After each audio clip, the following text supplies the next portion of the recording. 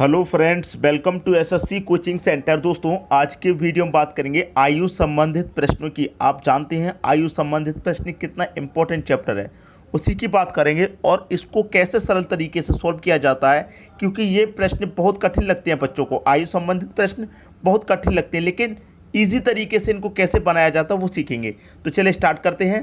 पहला प्रश्न है आपका, मीना और उसकी माता की आयु का अनुपात 3:8 है।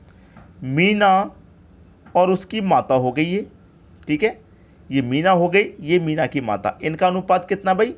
3:8 इनका अनुपात है, लिख लिया। कह रहा है कि उनकी आयु का अंतर 35 वर्ष है। अंतर, हमको अंतर दे रखा है कितना? 35 वर्ष का।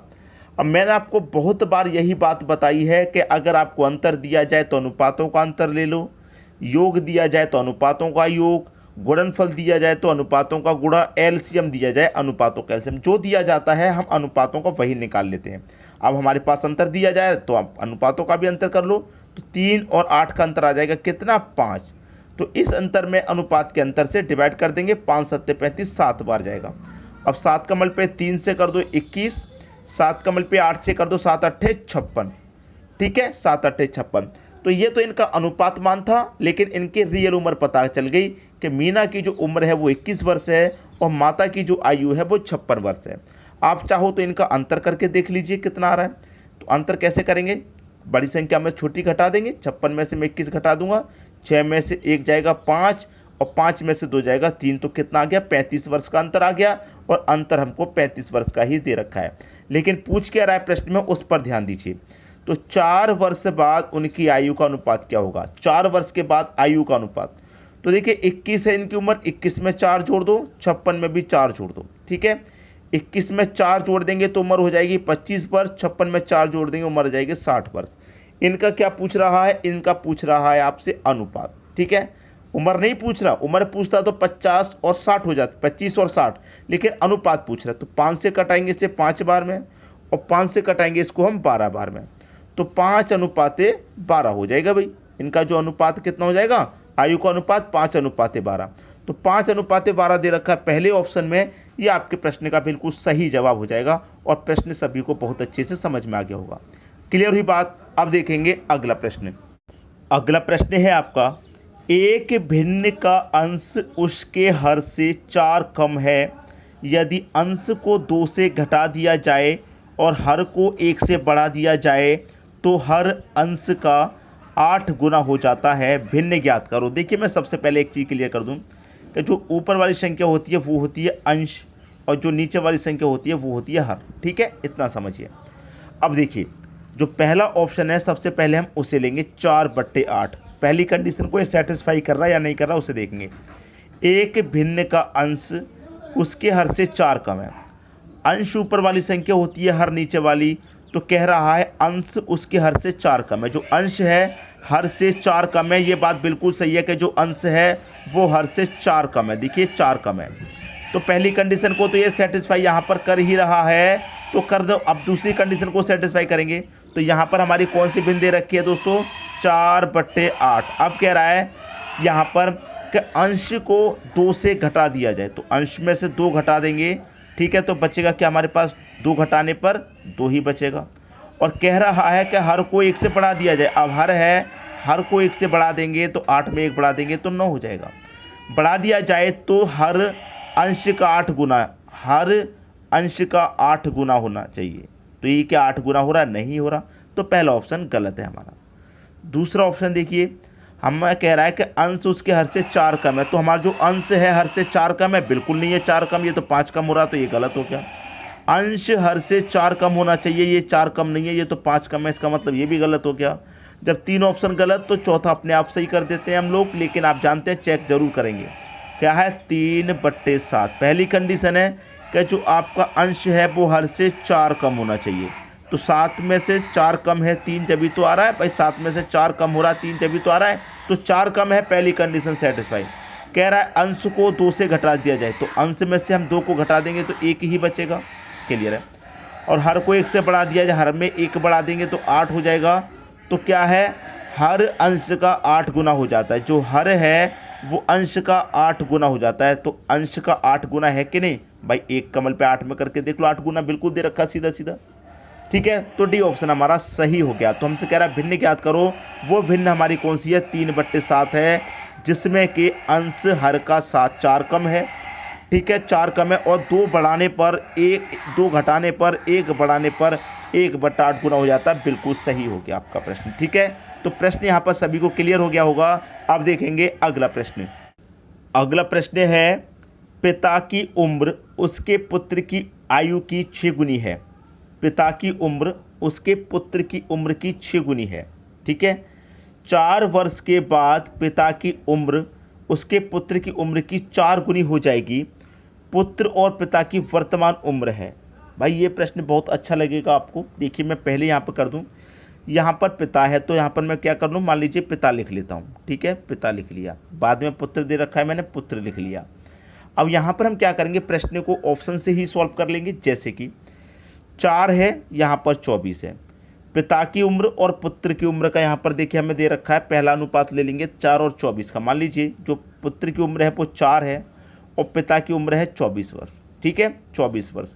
तो पहली कंडीशन तो ये है कि पुत्र की आयु की 6 गुनी होगी। जो पिता की उम्र होगी वो पुत्र की आयु की 6 गुनी होगी। तो 4 कमल पे अगर मैं 6 से कर दूंगा, 4 6 24, तो पहली कंडीशन सेटिस्फाई हो रही है, 6 गुनी है। अब आगे जो कंडीशन है वो भी सेटिस्फाई होनी चाहिए। कह रहा है कि 4 वर्ष बाद पिता की उम्र, कह रहा है 4 वर्ष बाद पिता की उम्र उसके पुत्र की उम्र की 4 गुनी है। 4 वर्ष बाद, तो 4 वर्ष बाद इसमें भी 4 जोड़ेंगे, 4 वर्ष के लिए इसमें भी 4 जोड़ेंगे, तो ये कितना हो जाएगा, ये 28 हो जाएगा और ये हो जाएगा 8। 4 वर्ष बाद कितनी हो जाएगी, पुत्र की उम्र की 4 गुनी। जो पिता की उम्र है पितृ की उम्र की 4 गुनी। तो इसका 4 गुनी ये है क्या, नहीं देख लीजिए, 4 गुना करके 8 चौक 32 आता है, लेकिन ये तो 28 दे रखा है, तो ये 4 गुनी नहीं है। पहला ऑप्शन गलत। दूसरा ऑप्शन ले लेंगे। ठीक है, यहाँ पर 5 लिख लूँगा मैं, यहाँ पर 30 लिख लूँगा। ठीक है, ये पुत्र की उम्र है, ये पिता की हो गई। 6 गुना है कि नहीं पहले ये देखिए, क्योंकि 6 गुनी होनी चाहिए। तो 5 काउंट पे 6 से करेंगे 30, बिल्कुल सही 6 गुनी है। अब आगे क्या कह रहा है उस पर ध्यान दीजिए। आगे कह रहा है कि 4 वर्ष के बाद, तो 4 वर्ष के बाद कर रहा है तो इसमें भी 4 जोड़ दो, इसमें भी 4 जोड़ दो, ये हो जाएगा 9 और ये हो जाएगा 34। तो 4 वर्ष के बाद कितनी हो जाएगी, उसके पुत्र की 4 गुनी। तो यार ये 4 गुनी है भाई, 4 गुनी करेंगे 9 चौक के 36 आता है, लेकिन 34 दे रखा है, तो ये ऑप्शन भी गलत। 2 ऑप्शन गलत हो गए। तीसरा ऑप्शन ले लीजिए, ये 6 है, ये 36। पहली कंडीशन है कि 6 गुना होना चाहिए, तो 6 गुना है, बिल्कुल सही है यहाँ तक। फिर कह रहा है 4 वर्ष के बाद, तो इसमें भी 4 जोड़ दो और इसमें भी 4 जोड़ दो, तो कितना हो जाएगा, ये 10 हो जाएगा 4 जोड़ने पे, ये 40 हो जाएगा 4 जोड़ने पे। कितनी गुनी होनी चाहिए भाई, 4 गुनी। क्या देखिए 4 गुनी है, 10 का 4 से करेंगे 40 होता है, बिल्कुल सही है, ये 4 गुनी है। तो कौन सी हमारी रियल उम्र हो जाएगी, वर्तमान उम्र हो जाएगी, वो हो जाएगी 6 और 36। पुत्र की उम्र 6 वर्ष है, पिता की उम्र 36 वर्ष है। ये कंडीशन सभी को सेटिस्फाई कर रही है, ये आपके प्रश्न का बिल्कुल सही आंसर हो जाएगा। क्लियर हुई बात। अब देखेंगे अगला प्रश्न।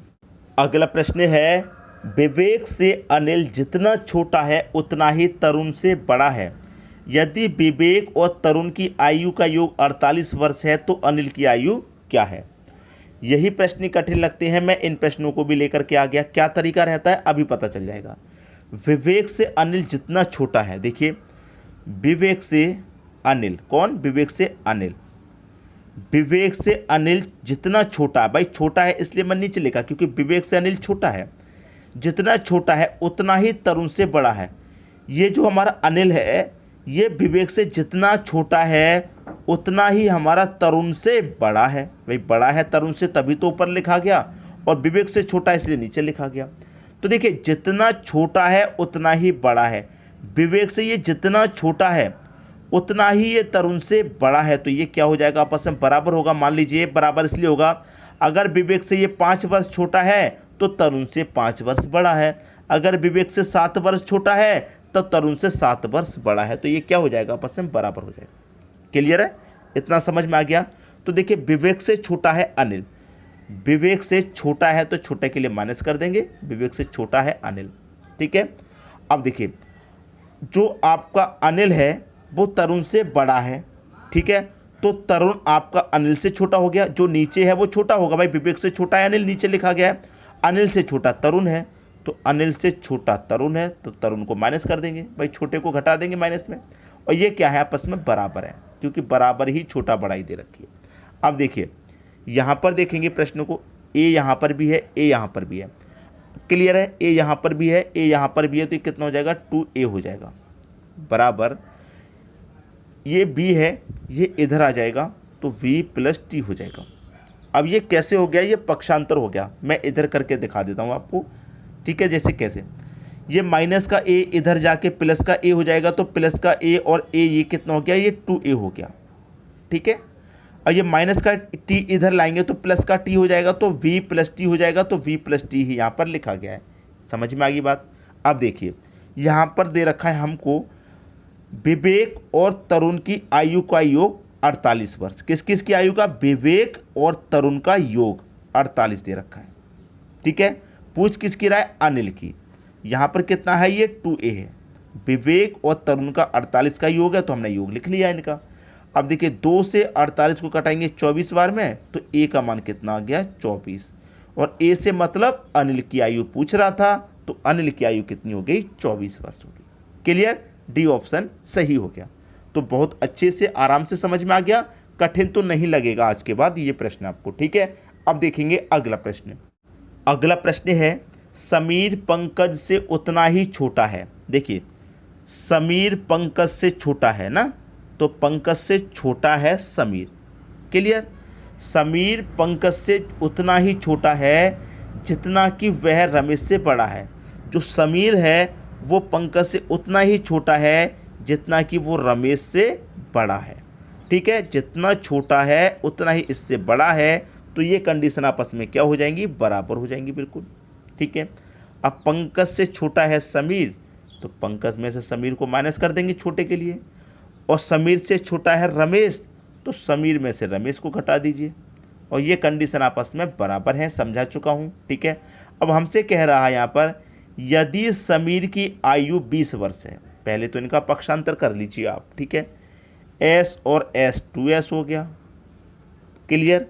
अब यहाँ पर p और r ये क्या हो जाएगा, p + r कैसे हो जाएगा, पिछले प्रश्न मैंने बता दिया था, पक्षांतर किया है, ये आपका 2s हो गया, क्लियर। अब हमसे कह रहा है कि समीर की आयु 20 वर्ष है, समीर की आयु 20 वर्ष है, ये तो 2 हो गया। समीर की आयु हमें दे रखी है 20 वर्ष, तो समीर की जगह हम 20 ले लेंगे, बराबर p + r, ठीक है। आपसे कह रहा है कि पंकज और रमेश की आयु का योग, पंकज और रमेश की आयु का योग क्या होगा। भाई 2 कमल पे आप 40 से कर दीजिए, 2 कमल पे 20 से करेंगे 40 आ जाएगा, बराबर p + r। p से पंकज, r से रमेश, दोनों का योग कितना है, 40 वर्ष आ रहा है। ये आपका आंसर हो गया। उम्मीद ये करूंगा कि सभी को अच्छे से समझ में आ गया। आज के बाद इन प्रश्नों में आप कभी भी गलती नहीं करेंगे, ठीक है दोस्तों। वीडियो बहुत पसंद आया होगा, चैनल को सब्सक्राइब कीजिए, वीडियो को लाइक कीजिए, और हाँ शेयर जरूर करिएगा, सभी के पास वीडियो को शेयर जरूर करें, सभी के पास पहुँचाएँ, सभी की मदद करें, ठीक है। वीडियो देखने के लिए आपका बहुत बहुत धन्यवाद।